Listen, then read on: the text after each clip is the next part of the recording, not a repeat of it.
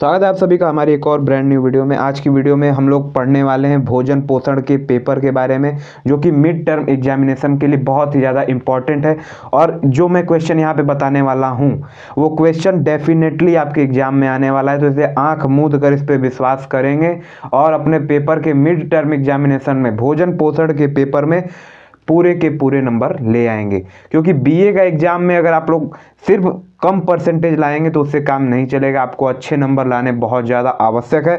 तो पेपर के बारे में कितने क्वेश्चन आते हैं सब इसी क्वेश्चन में, अगर इस पेपर को अगर आप लोगों ने तैयार कर लिया, चाहे आप किसी भी महाविद्यालय के हों, उस पेपर के ही लगभग इसमें के 80 से 90% क्वेश्चन आपके एग्जाम में फंसेंगे। बहुत ज़्यादा पेपर जो होता है मिड टर्म का कठिन नहीं आता है, मात्र 10 से क्वेश्चन होते हैं, मात्र 10 क्वेश्चन।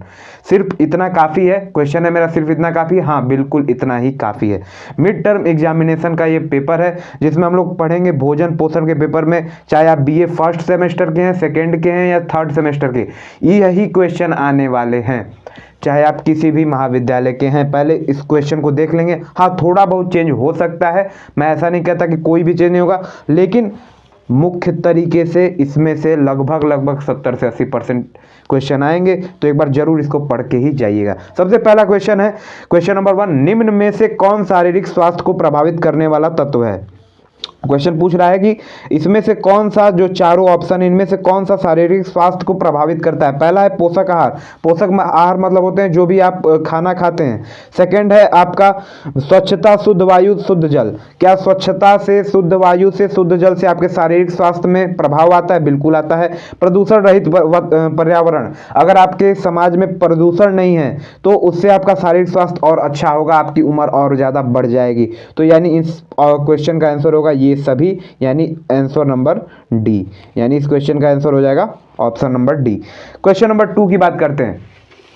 क्वेश्चन नंबर 2 में बात करेंगे, जब आहार में एक या एक से अधिक पोषक तत्वों की कमी, जब आहार में एक या एक से अधिक पोषक तत्वों की कमी या अधिकता रहती है तो वैसा आहार क्या कहलाता है। यानी कभी भी कोई आहार अगर आप लेते हैं जिसमें एक से अधिक पोषक तत्व की अधिकता रहती है, यानी एक से अधिक पोषक तत्व होते हैं, तो वैसा आहार आपका क्या कहलाता है। तो पहला ऑप्शन है असंतुलित आहार, दूसरा ऑप्शन है संतुलित आहार, तीसरा है आपका भोजन, चौथा है आपका आहार। इसमें बोला है या तो कमी रहती है या फिर अधिकता रहती है, यानी अगर कभी भी कमी रहेगी या अधिकता रहेगी तो ऐसा आहार जो होगा आपका होगा असंतुलित आहार, यानी ए, ऑप्शन ए।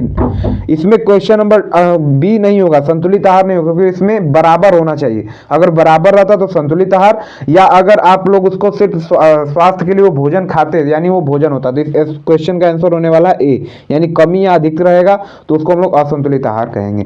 क्वेश्चन नंबर 3 है कि प्रोटीन की लघुत्तम इकाई क्या है, यानी प्रोटीन किस चीज से बना होता है। सबको अगर आप लोगों ने पहले, अगर आप लोग कक्षा 10 या 9 में पढ़े होंगे तो उसमें बताता है कि नाइट्रोजन साइकिल के बारे में। नाइट्रोजन साइकिल बहुत ही इंपॉर्टेंट टॉपिक था आप लोग के कक्षा 9 में, जिसका नाम है नाइट्रोजन साइकिल, जिसमें एक राइजोबियम नाम का बैक्टीरिया जो होता है, जो कि दाल में पाया जाता है, जो कि नाइट्रोजन को फिक्स करता है, जिसकी मदद से प्रोटीन बनता है। यानी इसका ऑप्शन क्या है, सी, नाइट्रोजन। इसके पीछे की कहानी बहुत ही बढ़िया है, अगर आप लोग कहेंगे तो मैं इस पर भी एक वीडियो बना दूंगा। क्वेश्चन नंबर 4 है पेप्सिन क्या होता है। पेप्सिन क्या चीज होता है। पहला है हार्मोन, दूसरा है कुंठित वृद्धि, बी है आपका एंजाइम, या डी है आपका विटामिन। पेप्सिन क्या होता है, तो पेप्सिन एक तरह का एंजाइम होता है। पेप्सिन क्या होता है, एक तरह का एंजाइम। और ये पेप्सिन क्या, कहाँ पाया जाता है, तो ये पेप्सिन आपके पाया जाता है स्टोमच में। स्टोमच मतलब होता है आपका पेट, पेट के अंदर आपका पाया जाता है पेप्सिन नामक हार्मोन। ठीक है, चलते हैं क्वेश्चन नंबर 5 के ऊपर। क्वेश्चन नंबर 5, विटामिन ए की कमी से कौन सा रोग होता है। क्वेश्चन नंबर 5 है कि विटामिन ए की कमी से कौन सा रोग होता है। पहला ए है सल्की भवन, पहला ए है सल्की भवन, दूसरा बी है रतौंधी, बी है आपका रतौंधी, सी है आपका कुंठित वृद्धि, और डी है ये सभी। तो इसका ऑप्शन नंबर डी गलत होगा, यानी ये सभी बहुत सारे लोग लगा देते हैं ये सभी दिया, यानी यही लगा देते हैं। इसका आंसर है रतौंधी, यानी विटामिन ए की कमी से कौन सा रोग होता है, रतौंधी। जो लोगों को आंख में रात में दिखाई नहीं देता है वो बीमारी हो जाती है विटामिन ए की कमी से। क्वेश्चन नंबर 6 है सूर्य से प्राप्त होने वाला विटामिन, यानी जो सूर्य की रोशनी होती है उससे कौन सा विटामिन होता है। जो बहुत सारे लोग इसको जानते भी होंगे और ये बहुत बार पूछा भी जा चुका है। यानी ये क्वेश्चन का आंसर है विटामिन डी। यानी विटामिन डी जो है वो सूर्य से प्राप्त होता है। विटामिन डी और किस चीज़ों में प्राप्त होता है, तो आपका है घी वगैरह, बटर वगैरह, इन सब चीज़ों में भी आपका विटामिन डी मिलता है।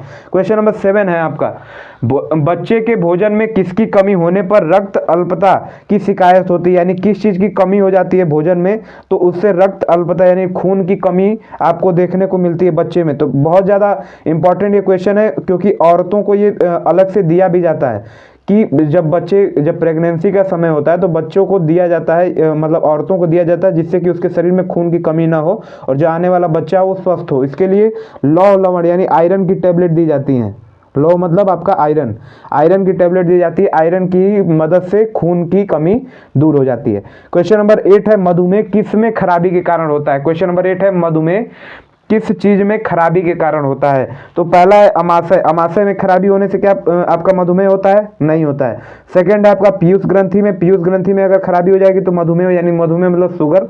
यानी क्वेश्चन नंबर सी है, ऑप्शन सी की पेनक्रियाज में। तो इसका सही ऑप्शन है ऑप्शन नंबर सी, पेनक्रियाज में। जो लोग क्लास 10th में इस चीज को नहीं पढ़े एक बार और पढ़ सकते हैं, क्योंकि आप लोगों के पास काफी समय है इसको पढ़ने के लिए। तो पेनक्रियाज में खराबी की वजह से मधुमेह नामक बीमारी होती है। क्वेश्चन नंबर 9, दीर्घकालीन मधुमेह रोगी को क्या दिया जाना चाहिए। अगर कोई व्यक्ति है जिसको बहुत ज़्यादा समय से मधुमेह हुआ है, उसको क्या चीज़ देना चाहिए, दवाइयाँ देनी चाहिए।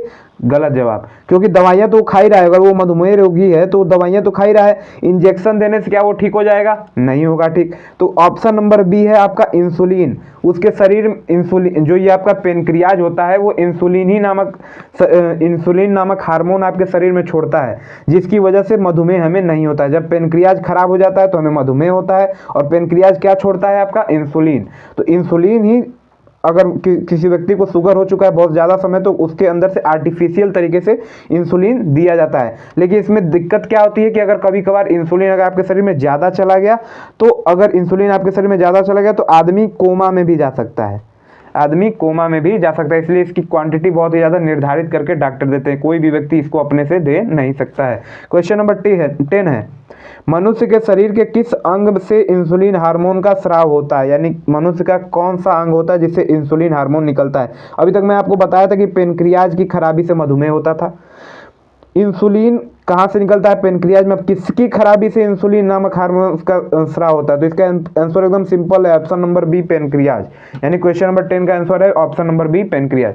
तो आज के लिए वीडियो में इतना ही। अगर आप लोग इस चीज़ को तैयार करके जाते हैं तो कंफर्म है कि आपका मिड टर्म में BA फर्स्ट सेमेस्टर का हो या BA सेकेंड सेमेस्टर या थर्ड सेमेस्टर, आप लोगों को कोई भी दिक्कत नहीं आने वाली है। हम इसके बाद हाफ ईयरली एग्जामिनेशन के लिए भी भोजन पोषण का मैं इंपॉर्टेंट क्वेश्चन आप लोग के लिए चैनल पर जारी कर दूंगा। तो इसलिए आप लोग इस चैनल को सब्सक्राइब, लाइक और वीडियो को कर दीजिएगा।